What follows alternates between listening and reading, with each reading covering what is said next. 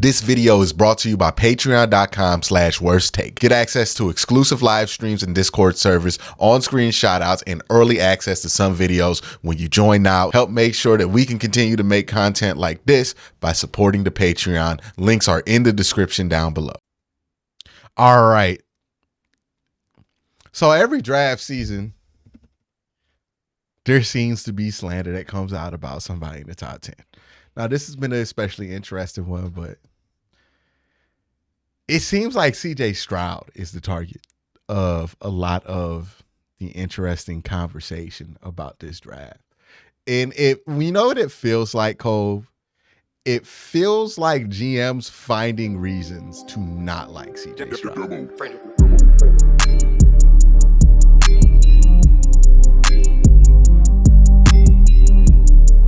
I'll take it a step further. This is just my theory. This is what I think it is.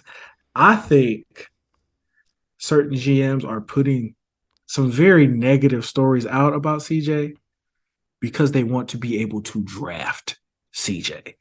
And they need him to fall to make sure they actually have an opportunity to draft him. That's exactly what I think is going on. But that's just me.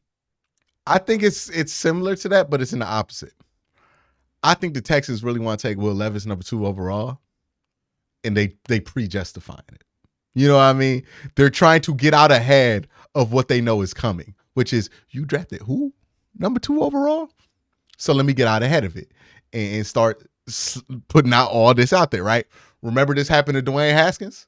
Mm-hmm. When the Giants were trying to justify why they were going to go with Daniel Jones? This happens a lot when somebody's about to make a choice that's a little bit, Deshaun Watson, who ironically enough, this happened to before he was drafted, where people were talking about how weak his arm was and, something just wasn't right with the thing, to the point to where that's why the Dabo Sweeney quote about him saying he's Jordan in cleats came out, because he felt like he needed to defend him. But this happens usually when somebody is about to take a Mitchell Trubisky number 2 overall. You know what I mean? When somebody's about to go full Mitchell Trubisky, right? It take the dude that nobody thought should be there, but they got to feel it. I should go here. CJ Stroud has other questions that have kind of been thrusted upon him, and I touched on it at the beginning of the video why I think some of that is, but let's hear what Mina has to say here about that. On CJ Stroud, it seems like it's fashionable now to talk about what's wrong with him, even though nothing has happened and we're 6 days away. But what do you suspect is happening with him, considering he was considered the favorite 3 weeks ago to be number 1?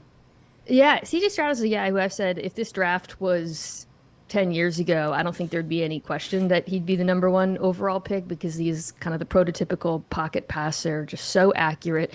Throws such a beautiful, to all 3 layers of the field. He throws with such touch. His ball placement's incredible.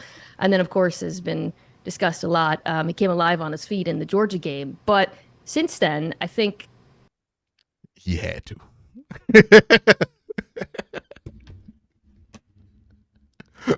Oh my God, he had to.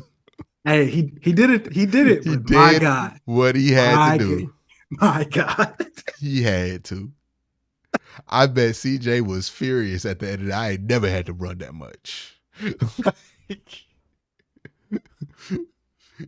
You all know who's trying to take the Juan Jones stock? It's CJ Stroud, dog. It's a mixture of people questioning. You see stuff leaking about processing tests, and I don't really give much credence to that. I do think there's a little bit of a stigma with the Ohio State quarterbacks at this point, which I also disagree with that. But I also think, Paul, it might let me less about. Let's talk about that though. Like the whole stigma of, hey, this player plays a position at this school, and that school doesn't have a great history of producing that player. Like, I want to say it doesn't make sense on one hand. It made sense in the past when schools were legitimate factories for certain positions, right? Like Penn State linebackers or Wisconsin offensive linemen, or USC wide receivers, right? Like that happened in a day where college football was super regional, and you were getting players from specific regions with different philosophies from these coaches that were trying to churn out specific positions for specific coaching staffs and stuff. But now every offense in college looks the same. Every defense in college looks the same. So it's kind of an antiquated like thought of like, oh, just because this quarterback played it. Like if Joe Burrow stayed at Ohio State, dog, would you just not draft him? You see what I'm saying? It's Like- stupid. It's so stupid. So stupid. And on top of that, Ohio State has had how many quarterbacks have been first round quarterbacks out of Ohio State? Well, Dwayne. 3 in recent memory. It's been Dwayne. Dwayne's, CJ's Justin about to Fields. go, and then Justin Fields. Yeah. So like why does it matter that he went to Ohio State? When they're producing first round draft pick quarterbacks, like why does it matter that he went to Ohio State? It doesn't make sense. Yeah, and it's like, on one hand, it happens in the reverse way where it's like, oh, if you play like if a dude on your board, we joked about this in the Mega Mock, but I was like, hey man, he played defensive end at Georgia, he might be all right. Like, you know what I mean? Like, it does happen in that way in the reverse, where you do give somebody the benefit of the doubt. We did that in the 7th round, though. He was like 7th round. It was like, he went I'm to not Georgia. taking nobody in the first round just because of that. But that, like, I can see how these thoughts come up because there's a lot to know about these dudes. But like now when you have so much information available, it really doesn't make sense to not evaluate the player. And even if you want to say the system that he's coming from, that not a lot of quarterbacks have come from. Okay, but still quarterbacks have come from that system, right? Dan Mullen's system, that's where Dak Prescott has come from. Cam Newton, you know what I mean? Played in that system at Florida. Like, there have been quarterbacks who have been in that system and been able to learn something else, right? Like, it's not something to where like you learn this system and you're unable to learn football. That's another thing that I don't get is like judging quarterbacks based off the system that they played, as if you see the raw talent, the ability to process this and that, then why are you assuming that they're so stupid that they can't learn a new offense, right? And that kind of brings it to the one thing that Mina brought up that I thought was crazy this week when I was reading it. The cognitive test that they were taking. Like Bryce Young killed it, but like apparently CJ didn't do too well. But I'm looking at the quarterbacks that did well on the test. It's like Will Levis, Anthony Richardson did better. But if you go watch their tape, like if you go watch them play football in college, you wouldn't take Will Levis or Anthony Richardson over CJ. You know, like you would not do it. You wouldn't do it because taking a test is not playing football. You know what I mean? I take good tests, but guess what? If a 300-pound man is running at me, trying to tackle me, because I have the thing that he wants called the football, I don't know if I'm making the right decision. But you know what? I'm pretty good at tests. Like, you know, I'm so really good at tests because there's not somebody trying to hit me while I'm trying to answer the test.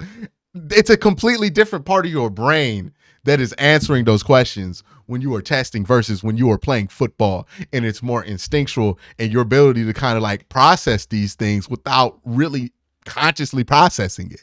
Like, that's why there's like 10 dudes that could do this in the NFL. What was the test they used to do? The Wonderlic score? Yeah, the Wonderlic. Yeah. It's the same thing as that, where it's like, oh, this guy can't do the Wonderlic, and it's like, what does it matter?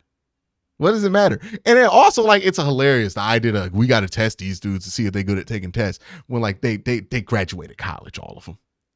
Like, the whole point of graduating college is to let people know that you can take tests. Like, that is the whole point of graduating college. That is pretty much the point.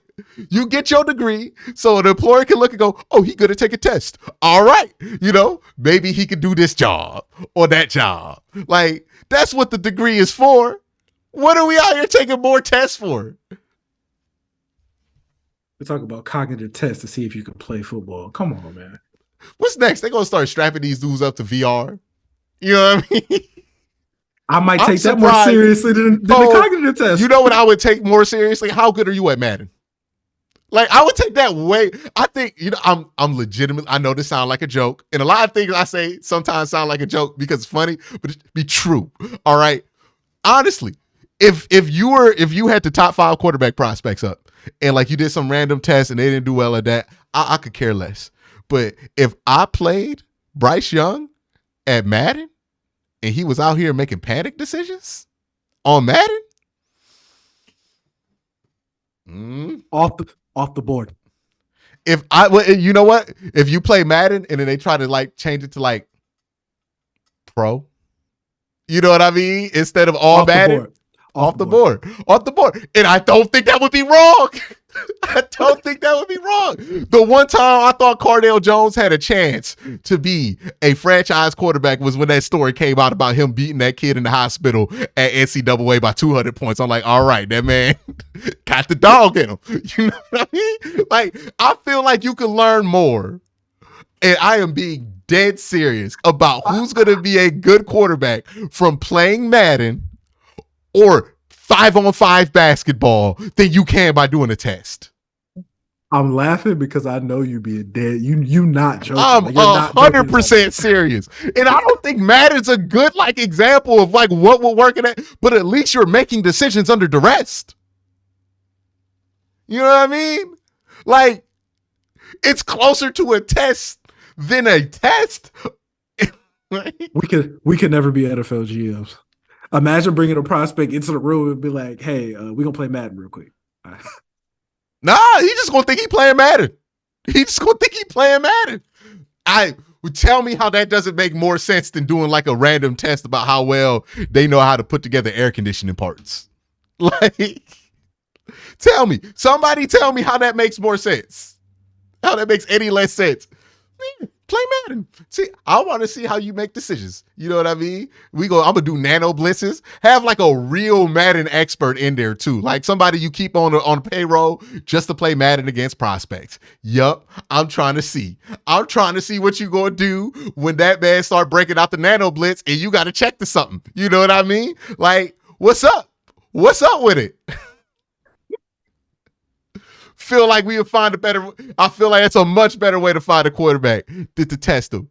Yeah. And then the other one, 5-on-5 basketball, I'm dead serious about that. You can tell everything you need to know about a person, about how they play 5-on-5 basketball in front of the opposite sex. Like, that is all you need to know. All right. If the homeboy is selfish, you will find out. I don't ever hang out with nobody for real until I play basketball with them. You know what I mean? Like,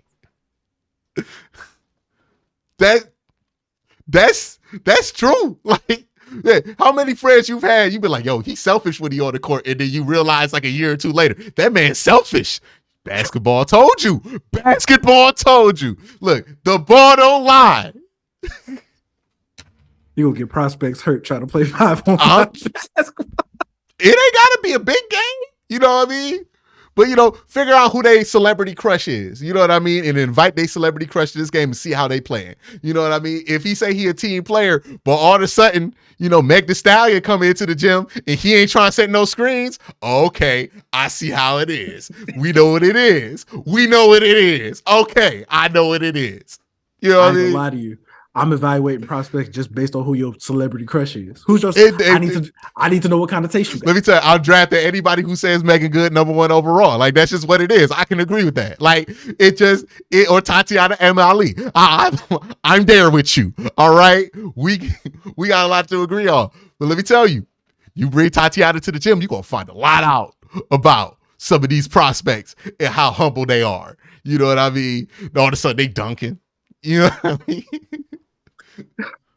Every time they make a shot, they go look around, just see you shaking your head like.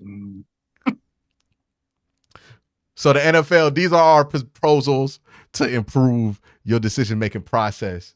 Feel free to credit us if you want. That's what we need to do with Jared Allen. We need to find out.